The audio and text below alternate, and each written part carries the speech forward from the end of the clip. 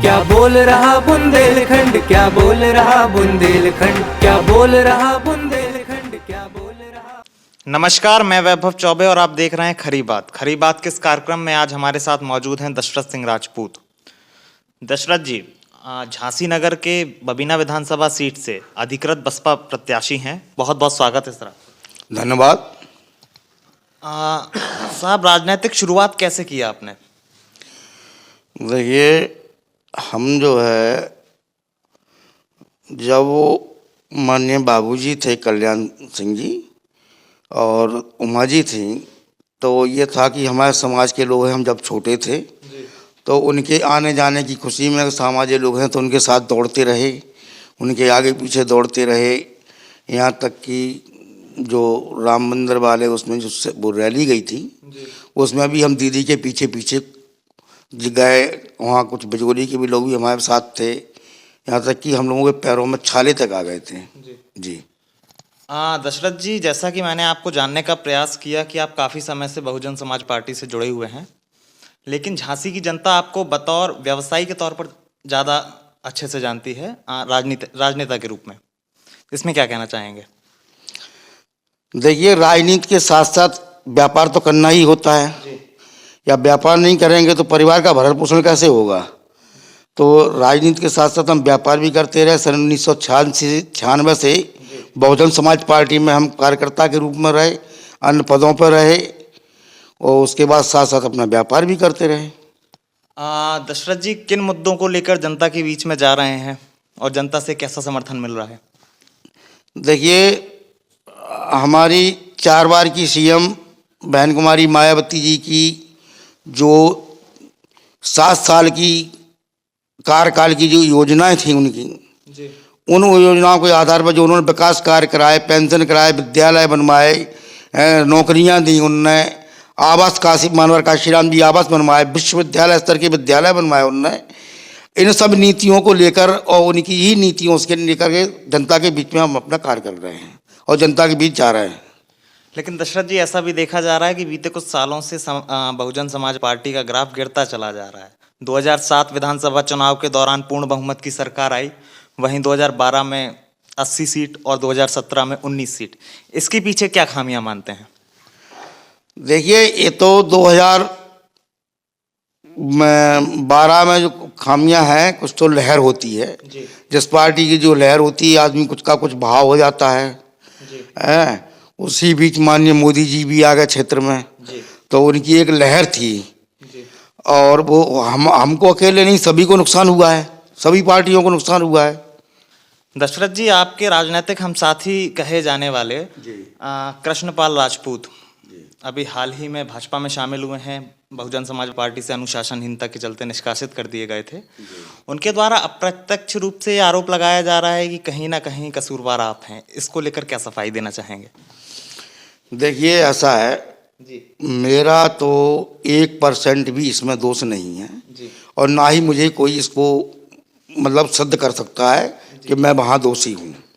रही बात कृष्णपाल सिंह राजपूत जी की, या जो अफवाहें उड़ा रहे हैं लोग, उनकी बात यह है कि बहन जी का स्पष्ट आदेश था, माननीय बहन जी का स्पष्ट आदेश था कि मुझे एक्स एमएलए को चुनाव नहीं लड़ाना है, मुझे दूसरा ही लोधी समाज का व्यक्ति चाहिए। तो इस प्रकार से उन्होंने टिकट किया, जबकि ये बात कृष्णपाल सिंह राजपूत को भली भांति मालूम है, ये हमने खुद बताई है उनको। और यदि ऐसी कोई बात थी तो मैं हम उनको क्यों बात करते, उनसे क्यों बात करते, हमने बुला के ही बात करी है। और चूँकि टिकट होने के बाद भी, चूँकि हमारे साथ रहे, हमारे छोटे भाई हैं वो, तो टिकट होने के बाद भी हम 10-5 गाँव के लोग उनके पास फिर भी मिलने गए थे उनके आवास पर और उनसे अनुमति ली थी कि आप जो है, लेकिन अब उन्होंने जो भी उनके दिमाग में रहा हो, षड्यंत्र रहा हो कि अनुशासनहीनता करें पार्टी में, तो हमें पार्टी से बाहर निकाला जाए, या हम निकलना चाह रहे थे तो आरोप पार्टी पर लगे, ये सब गलत है। दशरथ जी, पुरानी वीडियोस को, संदेशों को तोड़ मरोड़ कर ऐसा प्रयास किया जा रहा है कि समाज में यह भ्रम फैलाया जा सके कि भाजपा और बहुजन समाज पार्टी एक साथ आने वाले चुनावों में नजर आ सकती है। इसको लेकर क्या सफाई देना चाहेंगे? देखिए, इसके लिए मैं कोई सफाई नहीं देना चाहता हूँ। मुझे तो बहन जी ने जो आदेश दिया है, मुझे बहन जी का जो आशीर्वाद प्राप्त है आगे मुझे इसमें कोई बात नहीं कहनी है और ना मैं कहना चाहता हूँ। ये सब हमारे मुखिया का निर्णय है। हमारी पार्टी जो बहन जी का आदेश है उसके आधार पर हम चुनाव लड़ रहे हैं। जो बहन जी का आदेश होगा हम वैसा ही कार्य करेंगे। बात अगर आपकी बबीना विधानसभा सीट की जाए तो ओबीसी बाहुल्य क्षेत्र है। क्या मानते हैं इसमें बहुजन समाज पार्टी के प्रत्याशी होने में आपको कोई प्रत्यक्ष फायदा मिलेगा अथवा नहीं? देखिए, बबीना विधानसभा की जो सीट है और जो लोगों का जन समर्थन है, हमें इस पूर्ण रूप से मिल रहा है कि बाकी लोग हमसे काफ़ी पीछे रहेंगे, जो भी दल होंगे, और हम पूर्ण रूप से विधानसभा जीत कर आएंगे। जैसे कि हमारी समाज का समर्थन है, अन्य ओबीसी का भी समर्थन है, दलित का भी, हमारा जो है दलित सोचर समाज है, जो बहुजन समाज पार्टी का कार्यकर्ता है, वर्कर है, वोटर है, उसका भी पूर्ण रूप से हमें समर्थन मिल रहा है। दशरथ जी, पूर्वानुमानों का ट्रेंड चल रहा है, हर दल अपने पूर्वानुमान लगा रही है अपने आंकड़ों को लेकर, आगामी परिणामों को लेकर। तो भाजपा का कहना है अब की बार 300 पार, जबकि अखिलेश यादव कई मंचों से ये भी कह चुके हैं कि 400 पार भी हो सकता है। तो आपको क्या लगता है बहुजन समाज पार्टी की क्या स्थिति है?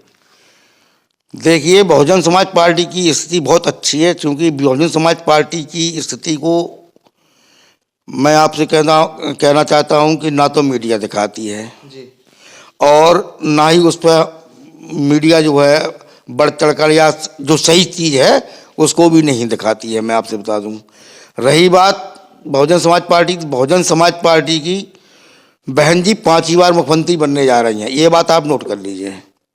हाँ, हमारी जो सीएम है बहन जी 5वीं बार मुख्यमंत्री बनने जा रही, अच्छी सीटों का परिणाम आएगा। मुख्य समस्याएं जैसे सूखा संकट, पेयजल समस्या और रोजगार के अभाव के चलते पलायन की समस्या, अगर जनता आपको चुनकर विधानसभा भेजती है तो इन पर क्या योजनाएं रहेंगी आपकी? देखिए, सबसे पहले मेरी अपनी कार्य योजना है, तो सबसे पहले मैं शिक्षा के ऊपर जोर दूंगा।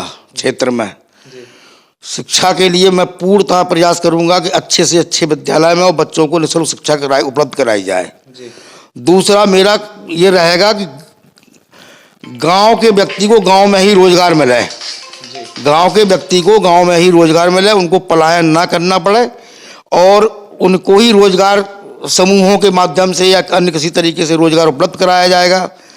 और इसलिए कि वो अगर कम खर्चे में भी यहाँ रहेंगे तो वो अपना भरण पोषण कर लेंगे।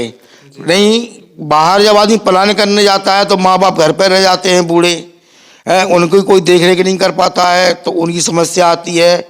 बच्चे भी पढ़ नहीं पढ़ पाते हैं, क्योंकि वो अलग रहते हैं, बच्चे अलग रहते हैं।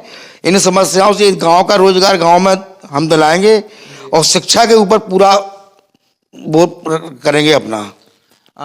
दशरथ जी, बढ़ते कोविड प्रसार को मद्देनजर रखते हुए चुनाव आयोग ने वर्चुअल प्रचार प्रसार कार्यक्रमों की इजाज़त दी है, तो इसमें कहीं ना कहीं भाजपा मजबूत नजर आ रही है, क्योंकि उनका सोशल मीडिया कैंपेन अधिक मजबूत है, इसमें कोई दो राय नहीं है। तो आप क्या मानते हैं, इसमें अन्य पार्टियों को नुकसान हो सकता है? देखिए, वो कैसे भी हैं, उनके पास सोशल मीडिया का वो है, ज़्यादा वर्चुअल वो चल रहा है जी। लेकिन मेरा कहना ये है कि बहुजन समाज पार्टी की सीट, बबीना विधानसभा की सीट, कहीं किसी प्रकार से कोई नुकसान में नहीं है। और उसका जब वोट और पेटी जिस दिन वोटिंग खुलेगी 10 मार्च को, उस दिन आप निर्णय आपके सामने होगा। दशरथ जी, कहना नहीं चाहिए लेकिन अब के जो चुनाव लड़े जाते हैं वो पंथ आधारित होने लगे हैं, बिल्कुल से जाति के आधार पर, संप्रदाय के आधार पर। अब के चुनावों में रोटी, कपड़ा, मकान, स्वास्थ्य, शिक्षा, इन मुद्दों की उतनी अहमियत नहीं रह गई। तो आपको क्या लगता है, ये राजनीति भारतीय राजनीति का सबसे दुर्गम दौर है अथवा भविष्य इससे भी भयावह होने की स्थिति है? देखिए, अगर ऐसी ही स्थिति रही और इस प्रकार की सरकारें आती नहीं जी, तो ये समझ लीजिए इससे भी बदतर स्थिति होने की है जी। यही सरकार अगर आती रही तो आने वाले भविष्य में खतरा ही खतरा है और बहुत बड़ा नुकसान होने वाला है। अभी हाल ही में झांसी रेलवे स्टेशन का नाम बदलकर वीरांगना लक्ष्मीबाई रख दिया गया। इसमें एक वर्ग का कहना है कि इससे पर्यटन विभाग एवं अन्य जो क्षेत्र हैं वो प्रभावित होंगे, उन पर प्रतिकूल असर पड़ेगा। आपका क्या मानना है दशरथ जी? देखिए, झांसी से रानी लक्ष्मीबाई थी जी और रानी लक्ष्मीबाई से ही झांसी था। जी तो जो रानी लक्ष्मीबाई नाम रखा गया था उसके भी हम विरोध में थे कि झांसी को जोड़ा जाए जी। और हमारा पूर्ण समर्थन और सहयोग रहा है। अंत में झांसी की जनता को क्या संदेश देना चाहेंगे?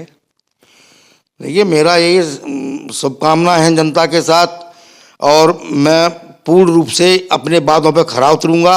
इसमें किसी प्रकार की वो ना होगी और हर तरह से मैं जनता के साथ खड़ा रहूंगा। ये थे हमारे साथ दशरथ सिंह राजपूत जिन्होंने अपना कीमती वक्त हमें दिया। बहुत बहुत शुक्रिया साहब। धन्यवाद। प्रदेश की अन्य बड़ी छोटी राजनीतिक खबरों से जुड़े रहने के लिए बने रहें हमारे साथ। सक्षम के साथ मैं वैभव चौबे, खरी बात। नमस्कार। क्या बोल रहा बुंदेलखंड, क्या बोल रहा बुंदेलखंड, क्या बोल रहा बुंदेलखंड, क्या बोल